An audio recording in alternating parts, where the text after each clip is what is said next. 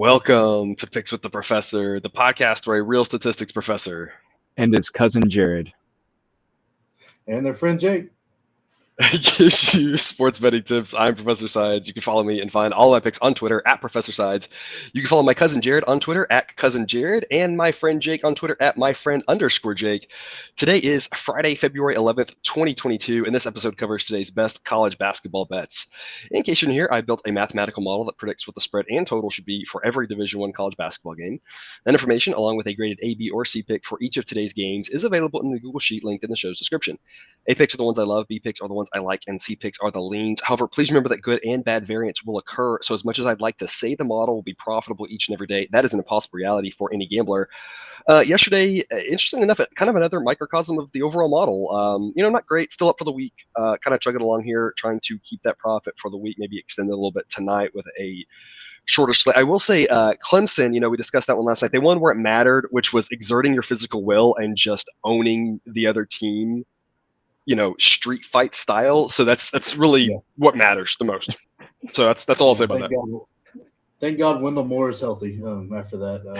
That was scary. Yeah, I make jokes, but obviously that was very bad and just very bad. That's all you have to say about it, right? It was very bad. Yeah. Other than that, Duke looked dominant. I mean, Trevor Kills played out of his mind. I mean, Paulo Banchero really didn't have that great of a game. Mark Williams and AJ Griffin were playing well, and then Trevor Kills was just he couldn't miss in the second half, and they just ran away with it. And then, what did Michigan figure out that nobody else knew was Purdue? It kept that offense to under 60. The over didn't happen. Yeah, the over didn't hit, and so I know the professor's heart was really hurting after that one. It was. We've made enough money on the Purdue overs though, so it's kind of gravy, right? Like you never roll over all of your winnings onto the next one, right? You always hold some of those back. We always joke about like saving some of those units away like nuts in the wintertime with squirrels, right? So thankfully we've done well in this. But yeah, they looked great defensively. That was the first time I've seen Purdue struggle like that offensively in a long time. One note to kind of don't get too high on the Michigan train. They had 2 points off their bench. I don't know that they can repeat that kind of performance again from those 5 players and one other player. Yeah, and because no one else scored, right? And they really just shot out of their minds, which we talked about. Purdue just goes on lapses defensively, of course, but I mean, all game I feel like they were kind of around 50% from three. So just kind of like we talk about, these aberrations happen. Hats off to Michigan. That was a great game. It'll be interesting to see, can they keep it going forward? I do assume that Purdue will bounce back with another strong offensive performance, since that's mostly what they've done. Before we get to today's slate, a reminder, please like and subscribe, follow, and rate. We appreciate any and all of those things, and they help us out greatly.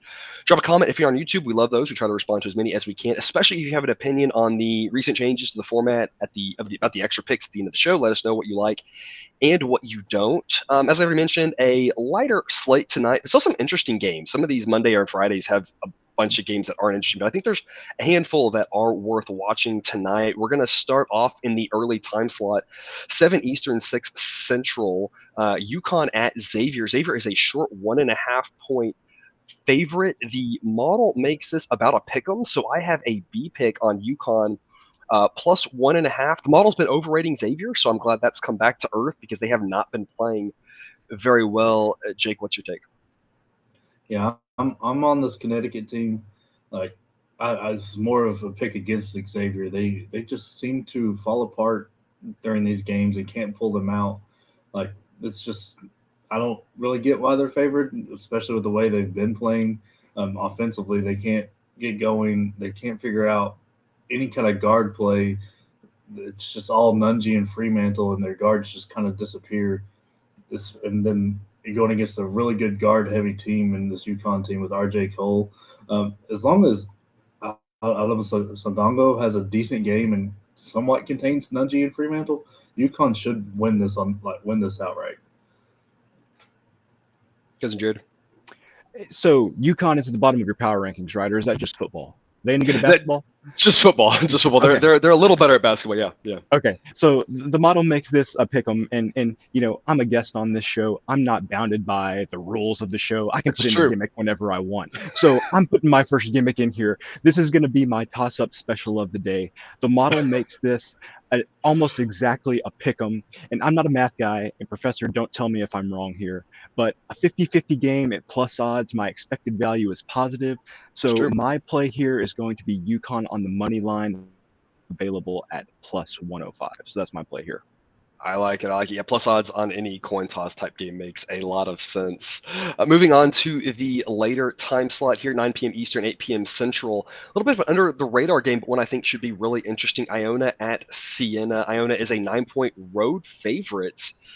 They've been playing really well as of late. The model makes this total 137. So I have a B pick for you. I locked in under 141 and under 141. It's 140 and a half this morning. I think anything under 140 is definitely safe. The model is 8-5 in Iona under edges. And of course, note that I point these out. If I don't point out the other side, it's because there either haven't been a lot of them or it's been kind of run of the mill. So nothing really to point out with Siena. But Iona has mostly been good to us on the under. I think that's too many points here. Jake, with regards to that number of 9, can Iona cover that large number on the road? What do you think? Yeah, I think they do. I think this gets them to blowout territory and gets your under pretty safe in the second half. The Siena team's just not very good. They shoot the ball from 3 well, but it's a truly live by the 3, die by the 3 kind of team. The rest of their offense is terrible. They rank 280 in offensive efficiency, but they rank up in the 3-point range. That tells you that if the 3s aren't going, they can't do much else. And the Iona team is very good, and nobody's really talked about them since the beginning part of the year when they had that non-conference run, when they beat Alabama, Appalachian State, and Liberty, and Yale, which are all looking to be tournament teams. And then they lost 2 kind of, I guess if you can have a good loss, they lost by 13 to Kansas and by 5 at Belmont. And so those are not losses that are going to tank you. So I'm pretty sure this team will end up blowing them out and maybe even make some noise in that first round in March, because with Pitino as a coach, they are very good. They also outplay their metrics. So they're the 10th luckiest team in that kind of rating, but the sum of the parts is better, some of the parts is better than the whole kind of thing. They're very good. All right, because so I'm with the Professor here. I'm under 140. When I see a total that far off of what the model makes it, I'm going to take it. However, Professor, you said the other side. Maybe Siena has been okay on the whole for the season, but the past few weeks, the model has not been doing great with Siena totals 1-4 from what I saw the past couple of weeks. So, I may give this a wider berth than I normally would. Maybe I wouldn't play it below 139 or something. But again, when I see a total this far off, I'm taking it. So I'm on the under 140 and a half. All right. Yeah, that's why we have you, Cousin Jared. To point out these things that you notice that other people notice, especially with all the games. It's hard to kind of catch everything. So those kind of insights can be really valuable there. At the same time, another small school matchup that might be worth your attention: St. Bonaventure at St. Louis. St. Louis is a 6-point favorite, so it's a B pick for me on St. Louis. The model makes that St. Louis -7. The model, interestingly enough, 6-1 on A or B picks of St. Louis and 7-2 on A or B fades of the Bonnies. So the model's done really well with these two teams. I like them to keep that up. 6 is a solid number. It's one where if there's late fouls, we can get outside of that number, as opposed to if that creeps up to 7 or 8. It's not going to be impossible, but it's going to be a little bit more of possibility of getting backdoored there. But 6 is a great number here to lay for St. Louis. Jake, what's your take? Yeah, I'm with you on St. Louis, and I've talked about St. Bonaventure before. This is one of the most disappointing teams compared to their expectations on the year. And then I don't understand how you can be this late in the year and still running a five-man rotation. I know they lost one guy for the season for some illness, but he was averaging 9 minutes, and that was their highest bench minute average. So I don't know how you can be this late in the season and running your guys at 30, 35 plus minutes every game, and in an overtime game having guys play 50 minutes. It's insane. There's so many ways that comes back and bites you: foul trouble, an injury, or anything, and nobody will be prepared to step up. So I'm pretty sure St. Louis at home covers this fairly easy. I have probably 10 to 15 range, but the 6 I like. And on top of the fact that Bonaventure's lost 3 of their last 5, and they really haven't beat anybody good recently. Yep. Because Jared, you said you didn't have a pick on this. I don't know if you had any insights for us. Well, okay, so of course I've got insights. I'm not going to pass up the opportunity to talk if I'm on the podcast. I love it. I love it. So the model basically makes this total spot on, right around 141. To me, that tells me I would lean towards the under here. The model has had a proclivity to go with St. Louis overs this year. So when I see a number that's spot on, that's a little different. Again, like you said, no pick for me here, but if I had to pick a side, I would probably lean towards the under. Interesting enough, the progression, Jared, from you, I feel like there was this love-hate relationship, and now you're like the totals guru. I feel like now that we started kind of working those totals in. Well, anybody who watched the football podcast or listened to the football podcast will appreciate my Twitter avatar. That's where I'll leave that. Okay. And yeah, that's right. If you listen to the college football podcast, which I'm excited for that when it comes back around, right? No one will be surprised that you're liking the totals, because I feel like as the season went on, you kind of got more to be the totals guy there. Yeah. We've got one more game breakdown before we get to our overtime segment here. Late night game, standalone time slot, 11 p.m. Eastern, 10 p.m. Central.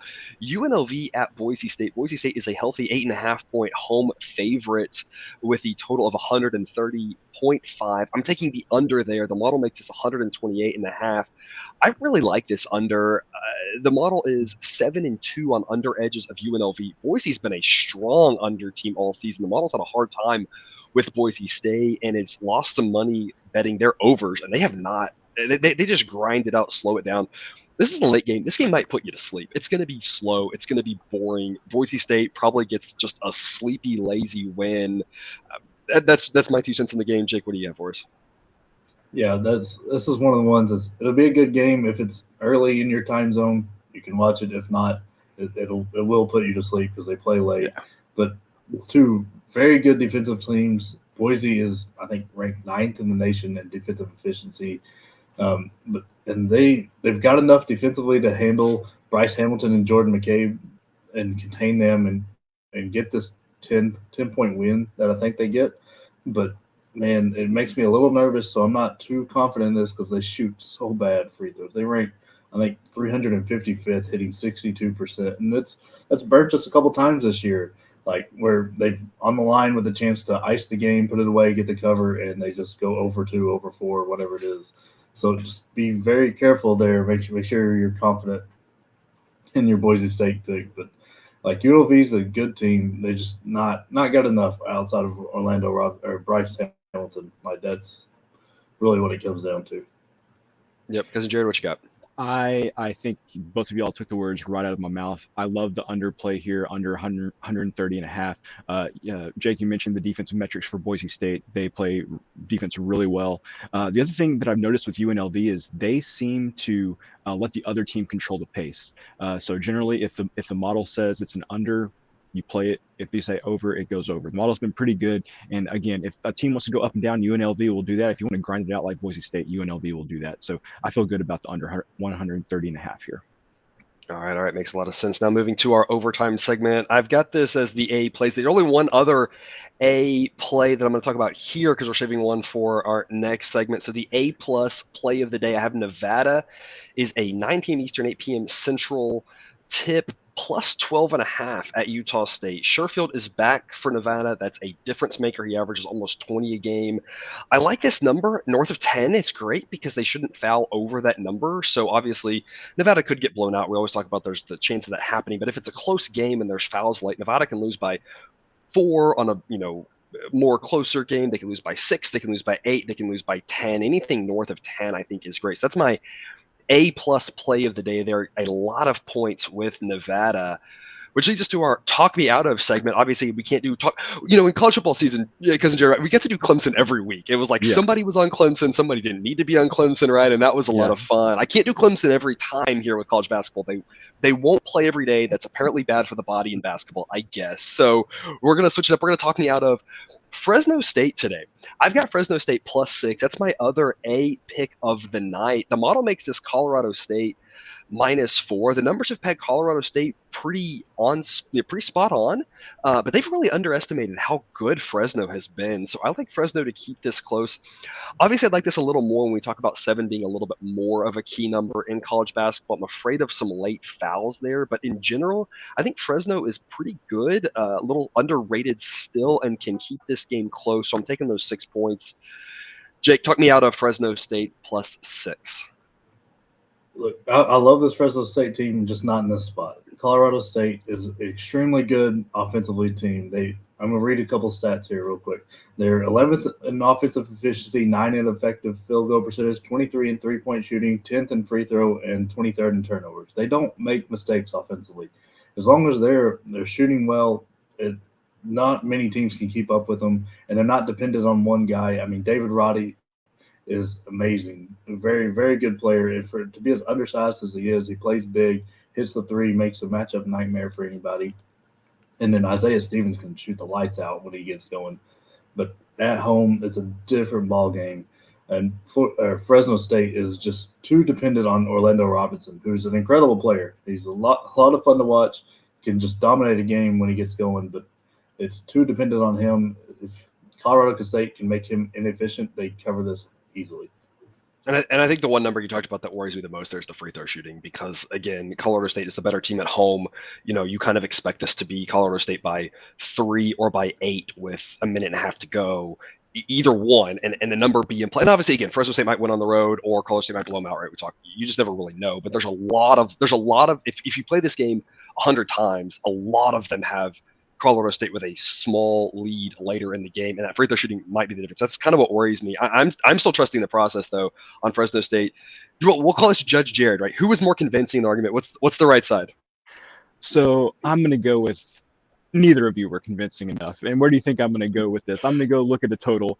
And so what I'll say is, Fresno State, the team we just talked about, Boise State, earlier this year, the model said play under 120 when those two teams played.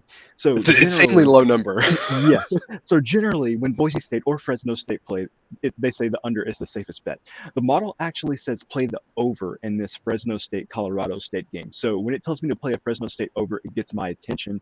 I feel good about the over 129.5 here. It is Fresno State, so there is a little bit of pause from me on that. Yeah. But again, the model says it's a strong overplay. That's not like the model, so I'm playing the over 129.5.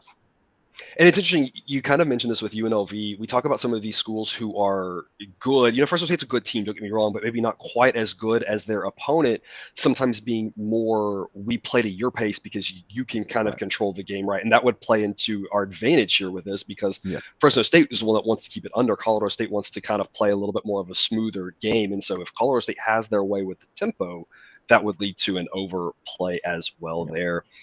Drop a comment in the comment section on YouTube. Let us know if you're sticking with the hashtag process, or if Jake talked you out of Fresno State +6, or if you're going with Cousin Jerry and you're going with the over. You got lots of options, right? Just don't comment with the under. If you're playing the under in this game, we don't want to hear about it, all right? Because that's not one of your 3 options, right? It's a multiple choice test. You only got the 3 options, which takes us to our buzzer beaters. A really light slate tonight. There are only, of course, 13 games, so we should be able to keep our eye on most of them. I do have the best B-side for you, 7 Eastern, 6 Central, with Manhattan +5.5. The model thinks that it should be 4. And so I've got Manhattan there. I do not have Every Dog Has Its Day or a Plug Your Nose and Play Anyway game. Those are just not applicable with only 13 games. So I am giving you the total of the day. I'm bringing that segment back for tonight. Early slot, 6 p.m. Central, Kent State at Akron. Yesterday, I locked in the over 127, so we get a shameless plug there. Follow me on Twitter. I'll tweet anytime I update picks, make them, etc. The model makes this 131. It's up to 129. I still like it over 129. I think anything under 130 is safe there to take the over, because I think that number just felt a little bit too low. It's a little bit of an overreaction. Jake, what buzzer beater do you have for us? Man, I've only got the one today. I'm taking Oakland -7 against this kind of real rough Robert Morris team. I think Oakland gets it done and carries us with a 10 to 15 point victory. All right, Cousin Jared, you got one for us too, I think. Yeah, last buzzer beater here. Monmouth and Manhattan over 140. The model is 4-0-1 on Manhattan totals in the last 3 weeks. Model, let's keep that rolling. Over 140 in that game. All right, I like it. That is all we have for you today. Thanks for tuning in to another episode of Picks with the Professor. A reminder, check out that Google Sheet for all picks and totals on today's games.